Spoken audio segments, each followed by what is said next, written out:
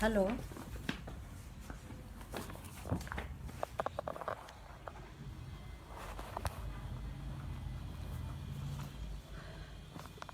नमस्ते। मैं उत्पला देसाई अहमदाबाद से बात कर रही हूँ। आज हम बात करेंगे लोक नाट्य मादलिया की। तो सबसे पहले सुज्ञ प्रेक्षकों को या जो भी सुन रहे हैं सबको मेरा नमस्कार। और आप सब भारतीय लोक कला मंडल का मैं बहुत ही आभारी हूँ कि उन्होंने मुझे ये अपॉर्चुनिटी दी है कि मैं अपनी जो प्रिय विषय है उसके बारे में बात कर सकूं। मैंने बहुत सालों से, करीबन 2 सदी से मादलिया के बहुत काम किया है। शुरू किया था डॉक्यूमेंटेशन से और फिर it turned into my PhD thesis. तो जो भी मेरे ऑब्जर्वेशंस है, जो भी मैंने पाया है उसमें, वो मैं आज आपके साथ शेयर करना चाहती हूँ। ये ज़्यादातर होता है कि जो मेन स्ट्रीम में नाटक है उसकी ज़्यादा चर्चा होती है, लोगों को ज़्यादा देखना मिलता है। लेकिन आदिवासी परंपरा में जो ज़्यादा सिक्लूडेड रहते हैं, जो ज़्यादा मुख्य समाज से मिलते जुलते नहीं हैं, उनकी जो समृद्ध परंपरा है कला की, उसके बारे में बहुत सारे लोगों को कम पता चलता है। और एक वजह ये भी होती है कि भाषा का बहुत बड़ा प्रॉब्लम होता है। हमेशा ये लोकल भाषा बोलते हैं और इसी वजह से उनकी जो नाटक है, उनके जो नृत्य हैं, उनके जो गीत हैं, वो और लोग समझ नहीं पाते हैं। तो ये होता है। Fortunately for a change this has been documented and it has been possible to. All right, now I am able to have better network and I will shift here. Thank you. Just please be patient for a while. जो मैं क्या वैसे आ, बनने वाला चले साथ आप सुन सकते हैं क्या? तो मैं यहाँ पर शिफ्ट हो जाऊँ।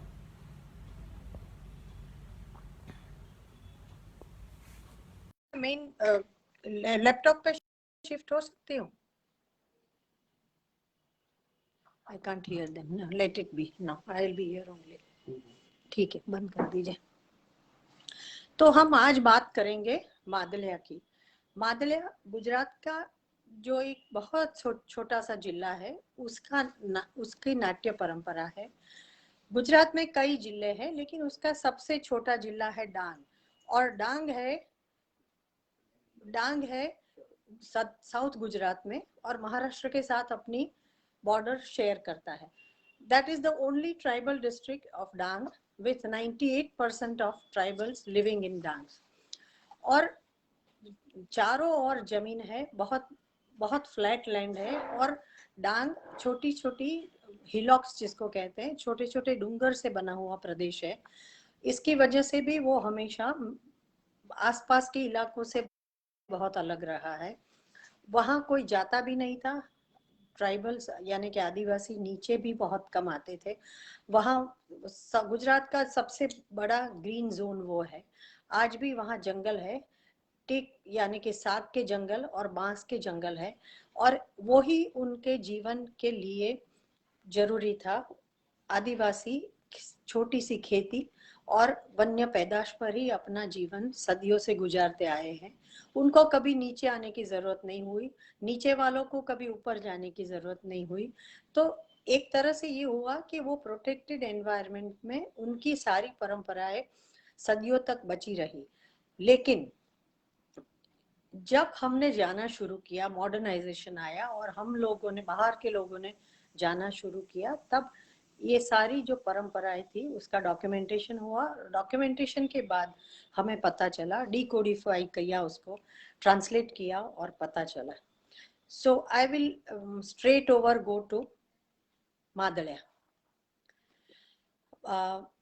डांग में 98% ट्राइबल है, जिसमें पहले मैं बात करूंगी डांग की, जो छोटा सा जिला है, उसका जोग्राफिकल लोकेशन की बात की, उसकी पॉपुलेशन क्या है, लोग क्या है और कैसे समाज में ये थिएटर उत्पन्न हुआ है उसकी बात करेंगे।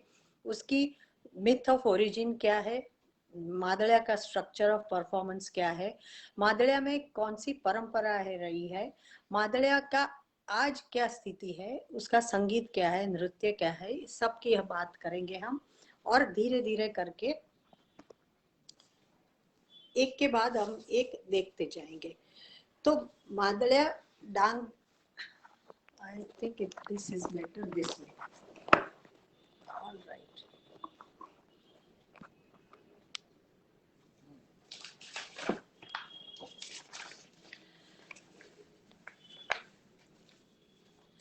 मादलिया, मादलिया को डांग में कहते हैं देवगान। जो बुजुर्ग डांगी है उसको देवगान कहते हैं।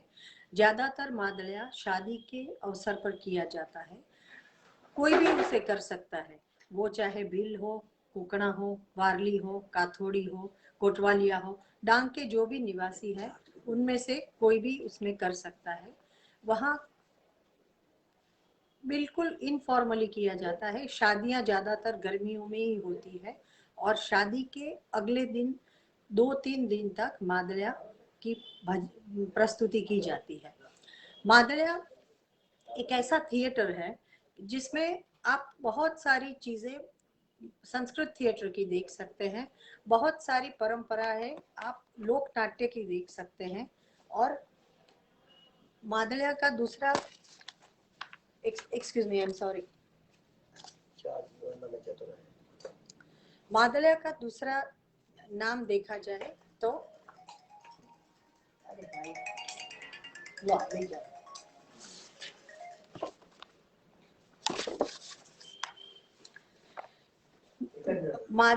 मादलिया क्या है हम देखें तो मादलिया एक मोती की माला जैसा है जिसमें सभी मोती एक सूत्र से बंधे हुए हैं, लेकिन हर एक मोती अलग अलग है। जैसे कि एक मोती का संबंध दूसरे मोती से है लेकिन सीधा संबंध नहीं है, it is connected with many other things. It is a series of playlets जिसमें छोटी छोटी नाटिका है।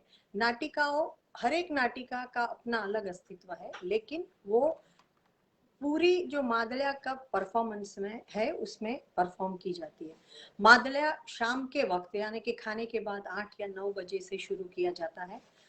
डांग बहुत ही छोटा जिला है और उसमें गांव बहुत दूर दूर है। वहाँ आज के डांग की कल्पना करके या आज के डांग को देख के हम ये नाटक कैसे होता होगा वो सोच नहीं पाते। आज से 100 साल पुराना पहला उसका रिकॉर्ड मिलता है 1902 के गेजेटियर में, जब उसमें मेंशन किया है कि डांगी लोग एक्सटेम्पोर नाटक करते हैं। और ज्यादातर तो जो ब्रिटिश ऑफिसर वहाँ थे उनके मनोरंजन के लिए जब किया गया तो पहली बार बाहर के लोगों ने, बाहर की दुनिया के लोगों ने उसे देखा और उन्होंने रिकॉर्ड किया है कि ये नाटक एक्सटेम्पोर करते हैं, खास कुछ है नहीं, हंसने जैसा है और काफी आनंददायक है। तो ये मादलिया क्या है, क्यों करते हैं, उसमें कौन कौन भाग लेता है, वो सब हम देखते हैं। मादलिया एक कंप्लीट थिएटर ट्रेडिशन है। मादलिया में संगीत, नृत्य, नाट्य तीनों का समावेश होता है। उसमें जैसे कहा जाए कि ऐसी एक भी चीज नहीं है जो परफॉर्मिंग आर्ट की जो क्षेत्र है उससे बाहर का है। बहुत सारी चीजें बाहर की दुनिया से भी ली गई है और बहुत सारी चीजें डांगी समाज से भी ली गई है। Madliya, it's fine, please go ahead. हाँ, मादलिया नाम लेता है अपना मादल ढोल से। मादल वहाँ का आदिवासी का बड़ा ढोल है जिसके नाम पर मादलिया थिएटर का नाम पड़ा है। Madalya Nam itself suggests that Madal is an essential part of this theatre. Without Madal, Madalya cannot be performed. Madliya बहुत बड़ा ट्राइबल ढोल है, आदिवासियों का बहुत बड़ा ढोल है जिसको गले में लगाते हैं और उसको बजाते हैं। उसका उपयोग कहीं और नहीं होता, कोई नाच में या कहीं नहीं होता। मादल का उपयोग सिर्फ ये नाट्य परंपरा में ही होता है और इसीलिए ये थिएटर का नाम मादलिया ही हुआ है। मादलिया के मुख्य पात्र कौन है, वो हम प्रश्न, हमारे मन में प्रश्न आएगा। मादलिया के मुख्य पात्र 3 हैं। मादलिया में संगीत भी है, और नाटक भी है, तो उसके जो कन्वेंशंस है, उसकी जो परंपरा है, वो हम देखें तो हमें पता चलता है. First we will have an outline and then we will go in more details. उसकी जो परंपरा है, वो परंपरा काफी संस्कृत नाटक की परंपरा से मिलती जुलती है. जैसे कि पहला, it is an all mail theatre tradition. सब पात्र, एक्टर हो या म्यूजिशियन हो, मेल ही होते हैं, मर्द ही होते हैं. स्त्री कभी उसमें काम नहीं करती. जब भी स्त्री का पात्र आता है तो वो पुरुष ही इनेक्ट करता है. Male impersonates the female character. उसमें तीनों चीज है, संगीत, नृत्य और नाट्य, तीनों का समावेश होता है. और it is very finally interlinked with each other. It is such a beautiful synthesis के पता ही नहीं चलता है कब नाटक हुआ, कब डायलॉग हुआ और कब नृत्य हो गया. मादलिया शुरू होने से पहले हमेशा प्रार्थना होती है, जैसे संस्कृत थिएटर में होती है. वहां पे मादलिया में उसका नाम है नमन गीत.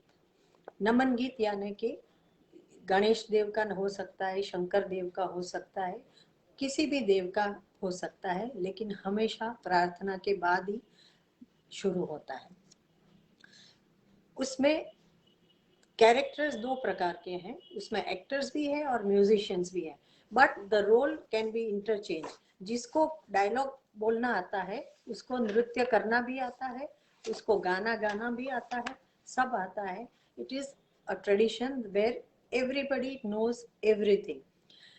उसके जो मुख्य पात्र है वो दो है, जो संस्कृत नाटक परंपरा से काफी मिलते हैं. सूत्रधार, जिसको सोहंगी कहते हैं, और विदूषक, जिसको सूत्रधार जिसको पाटिल कहते हैं, आई एम सॉरी, सूत्रधार को पाटिल कहते हैं और विदूषक का पात्र सोहंगी करता है. तो संस्कृत नाटक की चार प्रथा तो हम देख सकते हैं. नमन गीत से शुरू होता है, दूसरा है ढोल बजा के शुरू होता है, मादल बजाते हैं. जैसे नाटक शुरू होने से पहले संस्कृत में देयर इज ऑलवेज आह्वान, जिसको कहते हैं, जिसको भवई में आवणो बोलते हैं. वो आवाज करते हैं, ढोल बजाते हैं, भूंगल बजाते हैं. मादलिया में उस तरह से ढोल बजा के लोग, गांव के लोगों को बताते हैं कि शुरू हो रहा है, सब आ जाते हैं. तो मादल, one thing is playing of drums to tell people, inform them that the drama is about to begin. Second is नमन गीत, जब प्रेक्षक आके बैठ जाते हैं तो प्रार्थना होती है, जिसको नमन गीत कहते हैं. तीसरा है, दो पात्र मुख्य आते हैं, जैसे संस्कृत नाटक में आते हैं, जो है पाटिल और सोहंगी. दोनों आके एक डायलॉग से शुरुआत करते हैं और उसी डायलॉग के अंदर वो नाटक का पूरा प्लॉट पता चल जाता है. इट इज एन एब्स्ट्रैक्ट, और उसमें पता चल जाता है क्या है. Then other characters keep on coming according to the story. तीसरा है, नाटक में गीत है जो संस्कृत नाटक की तरह है. चौथा है, उसमें नृत्य है जो भी संस्कृत नाटक की तरह है. स्त्री पात्र हमेशा पुरुष ही करते हैं, और इसके लिए कोई विशेष जिसको कहते बताया नहीं जाता, बट जो छोटा सा लड़का है, जो लड़की जैसा है, वो ही आके परफॉर्म करता है. and the third and I will say in precedence, I will say it has the third most important thing of Sanskrit natak. It is performed in the local dialect. जैसे संस्कृत में ही किया जाता है, यहाँ पर अपनी ही भाषा में किया जाता है. तो ये नाटक की एक अपनी मादलिया की what is the history of origin. हमें ये होगा कि ये नाटक कब से कर रहे हैं, कौन कर रहे हैं, कहाँ से आया होगा. We have no clue about the actual origin of Madliya, but वो जो मिथ चलती है, वहाँ जो अनुश्रुति है, उसके हिसाब से पता चलता है कि उसको देवगान क्यों कहते हैं, बुजुर्ग डांगी उसको देवगान क्यों कहते हैं. जो मिथ है उसके हिसाब से रंभा पात्रा करके इंद्रदेव की सभा में एक नृत्यांगना थी, और सुखदेव मादली करके एक मादल बजाने वाला था. रंभा नृत्य करती थी वहां और सुखदेव मादल बजाता था. अकॉर्डिंग टू द स्टोरी, एक दिन रंभा नृत्य कर रही थी, सुखदेव बहुत ही he was very much engrossed in playing, और उसने इतना अच्छा बजाया, इतना अच्छा बजाया, रंभा सब कुछ अपनी सूध बूध खो बैठी, उसे कुछ पता ही नहीं चला, करती गई नृत्य, एक के बाद एक उसके वस्त्र गिरते गए, और एक क्षण ऐसी आई कि वो उसके शरीर पर एक भी वस्त्र नहीं था। Everybody in the Indra Sabha was very embarrassed. Even Indradev भी बहुत गुस्से हो गए, और उन्हें कहा रुक जाओ, ये क्या है, stop it, we don't want such dances in my सभा। तो रुक गया, इंद्र खड़े हुए, उन्होंने जाके सुखदेव का मादल लिया और उसके टुकड़े टुकड़े कर दिए, उसको जमीन पर फेंक दिया। रंभा को बोला, यू आर पनिश्ड, तुम्हें भी सजा है, सुखदेव को भी सजा, तुम्हारी, जाओ पृथ्वी लोक पर जाओ और अपना श्राप ये करो। तो स्टोरी के हिसाब से मादल के जो टुकड़े जमीन पर पड़े वो डांग में आए, वहां के लोगों ने उठा लिया, मादल को फिर से रिपेयर किया, और जो क्रोधित हुए हुए देव थे उनको रिझाने के लिए उन्होंने फिर से मादल बजाना शुरू किया। मादल बजाने के साथ साथ उन्होंने, जो लोकल लोग थे उनको रस पड़े, उनको इंटरेस्टिंग लगे, उसके लिए एक नाट्य की शुरुआत की, और वो है Madliya theatre. This is what the story is, जिसको हमें बताया गया था 1993 में गाढ़वी गांव के एक मादली ने ये स्टोरी बताई थी। He is no more, he is already dead, that time he was 80 years old, 1993। तो अब तो वो रहे नहीं है, कचरा भाई करके थे, बट ही इज नो मोर। तो ये मादल की ओरिजिन की स्टोरी है, और यही बताता है कि मादल को पवित्र माना जाता है, स्त्रियों को मादल छूने नहीं दिया जाता। It is always hung on a wall and worshipped on special occasion, लेकिन कभी कोई स्त्री इसको हाथ नहीं लगा सकती। अच्छा, मादल बनता है, बनाने वाला एक होता है, उसके बाद मादलिया की मंडली बनती है, 2-4 गांव के लोग इकट्ठे होकर अपनी मंडली बनाते हैं, जिसमें कुछ लोग मादल बजाते हैं, कुछ एक्टिंग करते हैं, कुछ लोग गाना गाते हैं, कुछ लोग बाकी का जो कॉस्ट्यूम का मेकअप का काम है उसमें मदद करते हैं। It's a full fledge theatre tree, but completely informal, इसमें कोई पेमेंट नहीं है। जिसके घर शादी होती है वो बुलावा भेजता है, गाड़वी गांव की मंडली आवी जजो, लवारिया गांव की मंडली आ जाना। तो मंडली वाले लोग शाम को, अगले दिन शाम को चलते सब अपना सामान उठा के वो गांव पहुंच जाते हैं, रात को वहीं खाना पीना होता है, जो यजमान होता है जिसके घर शादी होती है वहीं रुक जाते हैं। शाम को खुले मैदान में, या वो जो जिसके घर शादी है उसका घर के जो चौक है, जमीन है खुली, वहां पे ये नाटक प्रस्तुति की जाती है। बच्चे बूढ़े जवान सब आस पास कहीं बैठ जाते हैं, कंप्लीटली इनफॉर्मल, जिसको जहां बैठना है वहां बैठ जाता है। And the drama proper starts at 9, around say let's say 9 o'clock, it goes on till 3 in the morning। सामान्यतः 3 या 4 दिन तक मादल किया जाता है। जब जान जिसको कहते हैं हम, यानी कि बारात के लोग जब आते हैं, वो पहले के दिनों में 3 दिन रुकते थे लड़की के घर, तो 3 दिन रुकते थे, तो रात का मनोरंजन ये मादलिया से ही होता था। इसीलिए 2-3 दिन तक ये लोग मादलिया भजन की प्रस्तुति करते हैं, दिन में दूसरा शादी का कामकाज करते हैं, और रात को ये काम करते हैं। All right. Now let us see what is Madhya as such. As a performance, what is Madhya? Madhya has a fixed structure of performance. It is, हम सोचते हैं आदिवासी का नाटक है तो कुछ होगा नहीं, नहीं जी, बिल्कुल ऐसा नहीं। It is a predetermined structure of performance.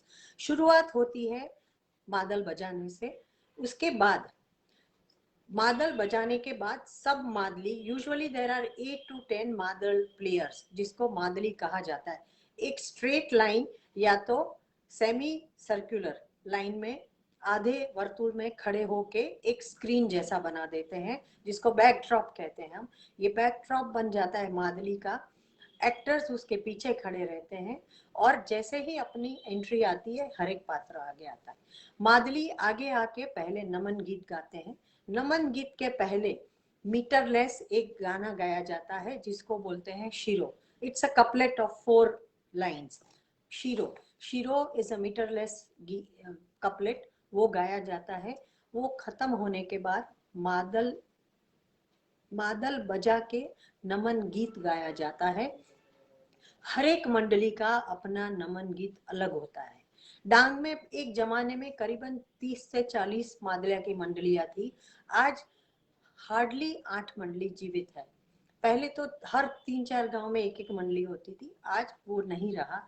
लेकिन हर एक मंडली का अपना नमन गीत है, नमन गीत गाते हैं। नमन गीत खत्म होता है तो पाटिल की एंट्री होती है। पाटिल सूत्रधार है, वो आके कहता है, अरे कौन से અહીંયા क्या है, कौन है? All right, I have forgotten to tell you. The drama is performed in local dialect Dangi. Dangi वहाँ का लोकल डायलेक्ट है, जो भीली, कोंकणी और गुजराती अंग्रेजी के कुछ शब्दों का क्यूरियस मिक्स है। This is performed in Dangi dialect. और वो आके कहता है, कौन है भाई, क्या है? Then the main actor Sohangi enters, who is Vidushak of Sanskrit theatre। वो दोनों के डायलॉग से पता चलता है कि क्या है। एक नाटिका जिसको कहते हैं Sohang. Sohang is a word that is similar to Swang of Marathi.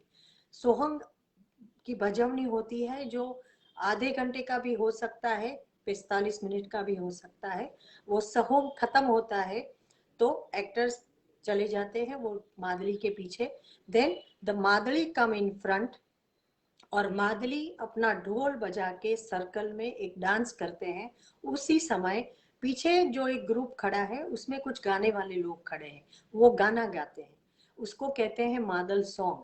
वो मंजीरा के साथ गाते हैं, मंजीरा बजाते हैं, उससे ताल लेते हैं। मादली जैसे आपने देखा होगा पुंगचोलम में, there is circular movement, they are dancing. उसी तरह मादली सर्कल में अलग अलग कोरियोग्राफिक पैटर्न सर्कल में घूमते हैं, क्रिस क्रॉस करते हैं, दे मेक अ फ्लावर, ये सब करके नृत्य करके वो गाना गाते हैं। That is the interlude, that is the interval given for the before the next presentation. जब मादल गीत खत्म हो जाता है 15-20 मिनट के बाद, तो दूसरा सोहंग शुरू होता है। दूसरे सोहंग का विषय बिल्कुल अलग होता है। दूसरा सोहंग है, शुरू होता है, उसमें डायलॉग है, उसी में कई जगह पर नृत्य किया जाता है और गाने भी है। ये गाने पीछे जो मादली खड़े हैं वो मादली गाते हैं, और आगे जो एक्टर है वो जो डांस करते हैं उसके साथ साथ वो भी गाते हैं। So it's a very interesting sight to see that the actors are dancing, they are singing, and the orchestra, complete orchestra standing behind the actors is also singing। दूसरा सोहम खत्म हुआ, वंस अगेन मादली सेंटर में आते हैं और dance करते हैं, और ये डांस फिर 10-15 मिनट चलता है, खत्म होता है। Once again the Madlis go back, take their own position, screen बनाते हैं पूरा पृष्ठभूमि का, और उसके बाद तीसरी सोहंग शुरू होती है। इस तरह से पूरी रात सोहंग चलती रहती है। अच्छा, ये सोहंग के विषय क्या है? हम जैसे आप भी क्यूरियस होंगे कि सोहंग के विषय क्या है। ये सामाजिक होते हैं, जिसमें दो बीवी का वेश है, घंटी वाले का वेश है, हरपिन हरपिन होती है जो बकरी चराने जाती है जंगल में, उसकी बात है, हरपिन की बात है। ये सामाजिक मेहमान का वेश है एक, जिसमें गांव में मेहमान आते हैं किसी के घर, और क्या होता है फारस, उसकी बात है, ये सामाजिक है। फिर है कुछ चीजें जो पॉलिटिक्स से या उनके उन डांगी समाज में जो चीजें राजकीय क्षेत्र पर हुई थी उससे जुड़ी हुई है। I need to mention this, क्योंकि मेरे हिसाब से ये सबसे इम्पोर्टेंट है। ये लोग सिपाही नो वेश करते हैं। दूसरा है फौजदार नो वेश। ये सिपाही नो वेश, फौजदार नो वेश, ये चीजें they are protest against the forest law of 1842। जब 1842 में ब्रिटिशर्स ने पहली बार फॉरेस्ट लॉ इनेक्ट किया था, तब कहा गया था कि आज से जंगल सब सरकार के हैं। उस समय ये आदिवासी तो कुछ पढ़े लिखे नहीं थे, there was no social media, there was nothing, but the only thing they could do was to create a drama like this, सिपाही नो वेश, फौजदार नो वेश, जिसमें उन्होंने छोटी छोटी बनाई है। It is very interesting. एक आदमी जंगल में लकड़ी काट रहा है, फौजदार आता है, बोलता है तू क्यों काटता है, ये तेरा नहीं है, ये सरकार की जमीन है, तू तू ये जमीन पर लकड़ी काट रहा है, चल जेल में। तभी वो कहता है माफ कर दो भाई, मुझे नहीं पता था ये सब चलता है। इमीडिएटली द अदर विलेजर्स कम और वो फौजदार को पकड़ के कहते हैं, तू कौन है हमारी जमीन पे कहने वाला, ये जमीन बाप दादा के जमाने से हमारी है, तू तो आजकल का आया है, ये जमीन हमारी है और हम ही करेंगे। So what they do is they catch hold of the फौजदार और सिपाही उसको पकड़ के बांध देते हैं। दूसरी जो स्किट है, see there are different versions of this protest, some actually depict reality, some are their imagination what they would like to do। जैसे थिएटर ऑफ प्रोटेस्ट है, लाइक जी जानते होंगे बहुत अच्छी तरह क्या है। तो ये दूसरा जो है जिसमें रियलिटी की है, उसमें एक आदमी लकड़ी काटता है साकी, फौजदार आता है बोलता है तू लकड़ी काट रहा है, चल। उसको पकड़ के ले जाते हैं कहाँ, हवा की जेल में चल। तभी बैकग्राउंड में गाना बजता है, फौजदार આવ્યો છે, फौजदार આવ્યો છે, फौजदार हैज कम, फौजदार has come, give him a chicken, feed him a chicken and he will allow you to go away. तो ये देखिए, ये पुलिस को कुछ खाना पीना देना वो आजकल की सिर्फ बात है ऐसा नहीं है। This is 1842 also they did the same thing. ये बात इसके गाने हैं। फौजदार के घर का फौजदार कैसा है, उसका घर कैसा है, मेरे घर में एक ही चिकन है, एक ही मुर्गी है और वो उसको मांग रहा है, इसकी पूरा गाना है। The songs are very interesting. जबकि ट्रांसलेट किया था तो पता चला कि अच्छा ये गाने सच सच में किसी ने सोच समझ कर बनाए हैं। तीसरा जो है वेश, तीसरी जो सोहम का सब्जेक्ट है, that is deeply related to agriculture. Agriculture में उनकी जो this was slash and burn और शिफ्टिंग कल्टीवेशन। तो उसमें क्या करते हैं, जबकि जंगल में पत्ते गिर जाते हैं तभी ये पत्ते को सूखने देते हैं, फिर जला के उसमें से जो बनाते हैं खाद बनाते हैं और उसी में वो लोग दूसरी बार करते थे। तो हाउ एग्रीकल्चर वाज डन, उसकी पूरी प्रक्रिया ये जो सोमा गोमा और लुखिया का वेश है उसमें पूरी डिस्क्राइब की गई है। In a way, you can say that it was to educate the younger generation. What was to be done, how it was to be done. So, according to me, Madhya should be looked at as a source of Dangi oral history. तीसरा है उनका forest के related चीजें, जिसमें आता है वाघ बोकड़ी का वेश, उसमें आता है जंगल नो वेश। वो सारी चीजें फॉरेस्ट, जैसे कि वाघ आता है, शेर आता है और बोकड़ी इज गोट, बोकड़ी को खा जाता है तो क्या होता है, ये सारी चीजें उन वेशों में आती है। तो primarily there are 4 kinds of, one is social, other is related to forest, third is related to political situation and protest, and the fourth is their agricultural practices which are actually described scene by scene in this।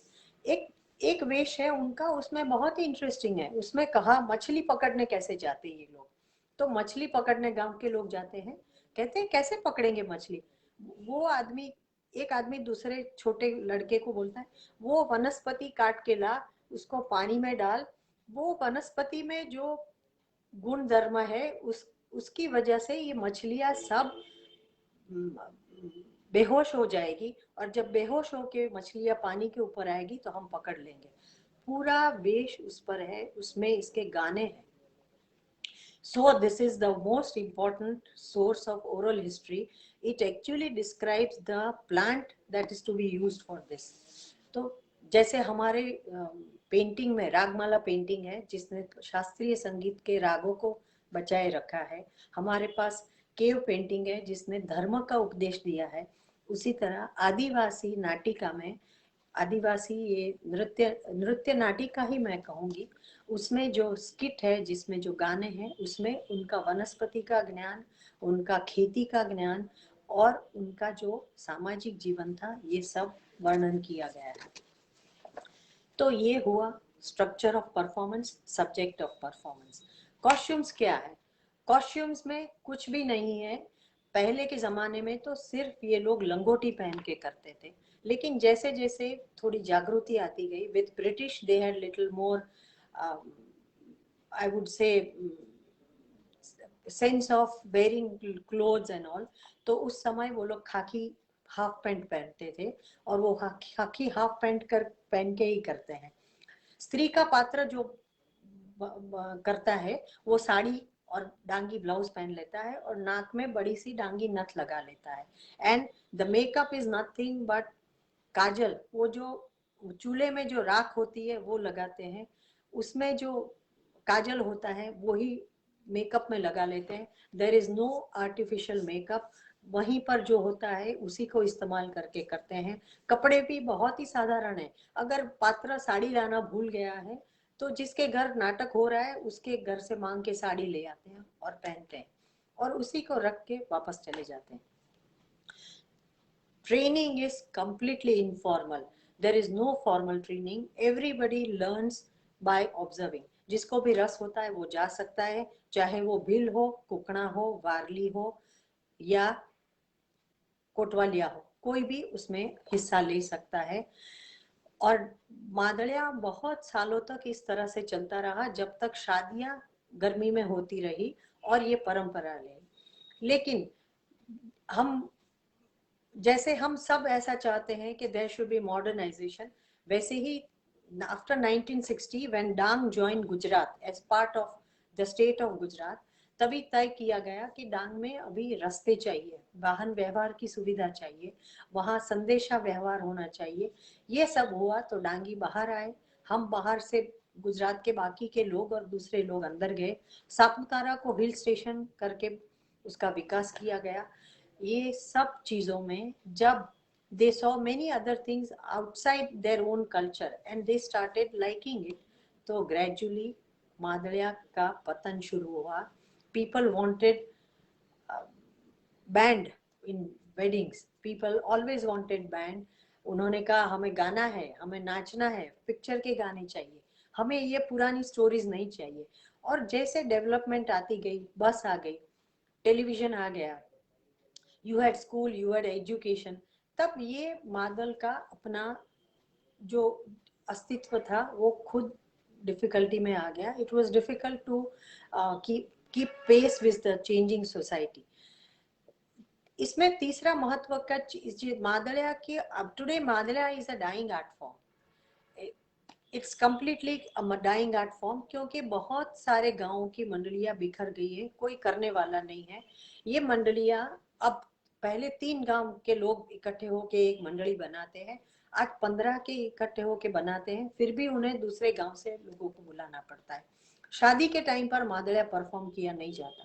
बीच में कुछ आए थे अफसर जिन्होंने मादलिया का उपयोग किया for messages, जैसे कि वैक्सीनेशन कराओ, एजुकेशन लो, ये सब कहने के लिए मादलिया का उपयोग किया। But they ultimately found that it was more effective to send a tamasha party. Dang में तमाशा करके भी एक नाट्य परंपरा है जो Maharashtra, it is similar to Maharashtrian tamasha, that was more effective, not this, because here the stories were related to agriculture, the stories were related to fishing, जो उनके जीवन का अभी हिस्सा नहीं रहा था। पढ़े लिखे डांगी ज्यादातर सरकारी नौकरी में चले गए, टीचर हो गए, व्यवसाय करने लगे, या उन्होंने व्यापार करना शुरू किया। और तभी ये जो पुराने डांग की बातें थी, जो पुराने डांग की परंपराएं थी, they had little meaning for the new Dangi generation.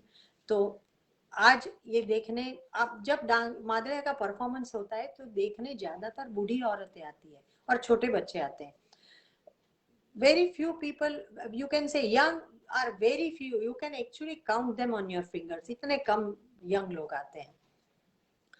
तो it is high time that something is done to preserve Madliya. in 1995 west zone ने इसका डॉक्यूमेंटेशन पहली बार करवाया हमसे, ये किया, पूरा लिखा हुआ तैयार है, it is translated in English. उसके बाद बहुत सालों के बाद एक दूसरा प्रयत्न किया गया था, जिसमें भी शायद वेस्ट जोन और सीसीआरटी की मदद से ही था। उसमें वहाँ के लोकल जो युवान थे उनको मादड़ा का ट्रेनिंग दिया गया और उनको कहा गया कि आप करो ये मादड़ा। उसके एक दो परफॉर्मेंस भी हुए दिल्ली में, but unfortunately it is not taken up. बंसी कौल थिएटर के जाने माने डायरेक्टर बंसी कौल जी ने नेशनल स्कूल ऑफ ड्रामा की जो 3rd ईयर की ट्रेनिंग होती है वो पूरे 1 महीने सापुतारा में की थी। तभी ये मादली को और सोहंगी को बुला के उनको ट्रेन किया था।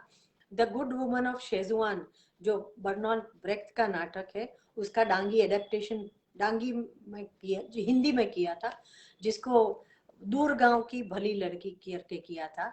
लेकिन वो एक बार हुआ, उसके आगे कुछ नहीं हुआ है। मेरा ये मानना है कि any effort from outside will not work. जब तक डांगी को ये नाटक नहीं बचाना है, डांगी प्रजा अपने नाटक की कीमत समझ के इसको बचाना चाहेगी, तभी ये नाटक बच पाएगा और आगे प्रॉस्पर कर पाएगा। ये अब आप पर भी निर्भर है कि आप देखने वालों में से कोई फिर से जाए, उसको बचाने के लिए कुछ प्रयत्न करे, and we inspire the local Dangi people to create new skits. वो कभी आगे बढ़ा ही नहीं, वही स्किट चलती रही, वही घिसे पिटे चलता रहा। No contemporary subject was ever taken up in this, and that is one of the main reasons why Madhya has not survived today. It's a sad story, but nothing can be done by outsiders. It is for the Dangis. Unfortunately, I am not able to show you some slides or film क्योंकि ये थोड़ा internet का problem है, लेकिन मेरे पास काफ़ी उसकी slides है, पहले डांग क्या था, आज क्या है, ये नाटक क्या है. It is always very interesting to see. Anybody who is interested can always contact me and I will be ready to share the information. Thank you very much, and I'm very thankful to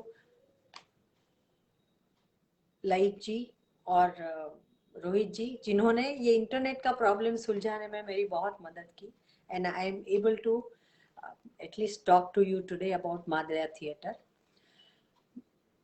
तो हम आप सबको नमस्कार करते हैं और शुभ रात्रि.